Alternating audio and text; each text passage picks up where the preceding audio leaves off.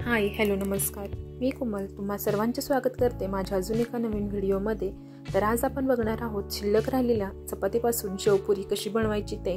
आणि चपातीपासून जरी ही शेवपुरी बनलेली असेल तरी टेस्टमध्ये अजिबात फरक येत नाही। सेम जशी आपल्याला गाडीवरती भेटते तशीच ही शेवपुरी टेस्टला लागते।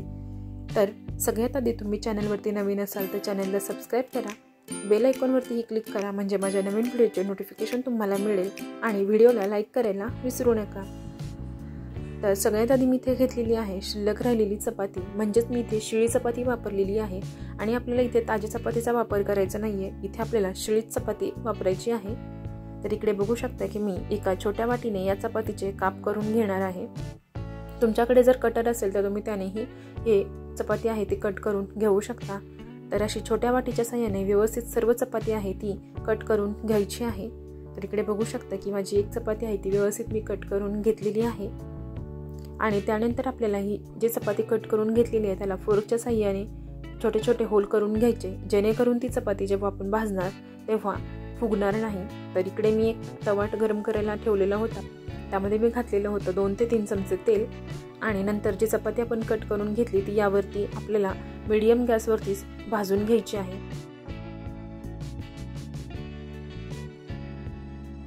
आणि इकडे बघू शकता एक साइडून आपली चपाती आहे ती व्यवस्थित भाजलेली आहे। तर एकदम लो गॅस ठेवायचा आहे आणि चपाती आहे ती दोन्ही साइडून सतत हलवत राहायचं आहे आणि भाजून घ्यायची आहे।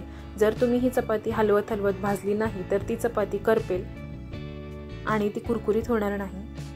तर बघू शकता एका साइडून चपाती व्यवस्थित भाजलेली आहे आणि आता मी दुसऱ्या साइडून त्याला पलटी करून घेत आहे। तर बघू शकता त्याला कलरही छान आलेला आहे आणि सर्व चपाती आहे ती इथे व्यवस्थित भाजून झालेली आहे।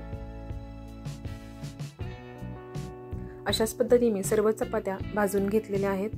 तुम्हाला हवं तर तुम्ही ते डीप फ्रायही करू शकता।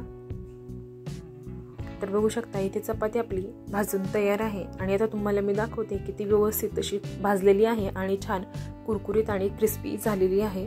तुम्हाला आवाज येतच असेल की ती किती क्रिस्पी झालेली आहे ती।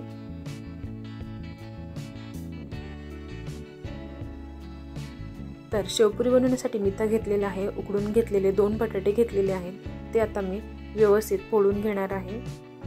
तुम्ही इथे स्मॅश करूनही घेऊ शकता, पण जेव्हा शेवपुरीमध्ये आपण बटाटा खातो तेव्हा ते थोडेसे मोठे असतील त्याला अजूनच छान टेस्ट येते। तर बटाटा स्मॅश करून झालेला आहे आणि इकडे पुऱ्याही आपल्या सर्व थंड झालेल्या आहेत आणि त्या छान क्रिस्पीही झालेल्या आहेत। तुम्हाला मी तोडूनही दाखवते की व्यवस्थित पुरी आहे ती तुटते आहे आणि एकदम छान अशी क्रंची झालेली आहे। तर चला तर आता शेवपुरी बनवायला घेऊया। तर इथे मी घेतलेली आहे शिल्लक राहिलेली चपाती, व्यवस्थित भाजून घेतली। त्यानंतर त्यावरती घालायचा आहे आपल्याला बटाटा घालून झाला की त्यानंतर त्यावरती घालायचं आहे चवीनुसार मीठ, थोडं मीठ यावरती घालायचं आहे। त्यानंतर त्यावरती घालायचा आहे बारीक चिरलेला कांदा,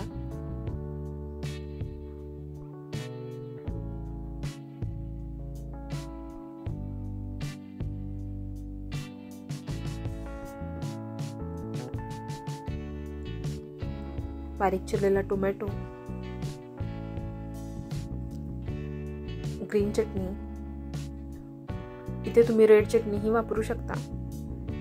त्यानंतर त्यामध्ये घालायचं आहे चिंचेचा चटणी। इथे तुम्ही टोमॅटो केचप हवं तर तुम्ही वापरू शकता जर तुमच्याकडे चिंचेची चटणी नसेल तर। त्यानंतर त्यावरती घालायचं आहे कोथिंबीर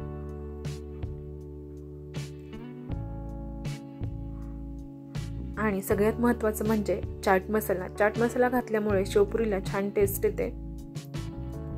आणि सगळ्यात शेवटी नंतर घालायची आहे बारीक शेव।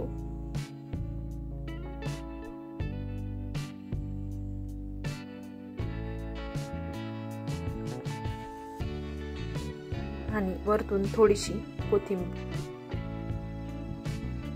आणि इकडे बघू शकता मस्त अशी आपली शिल्लक राहिलेल्या चपातीपासूनची शेवपुरी तयार आहे।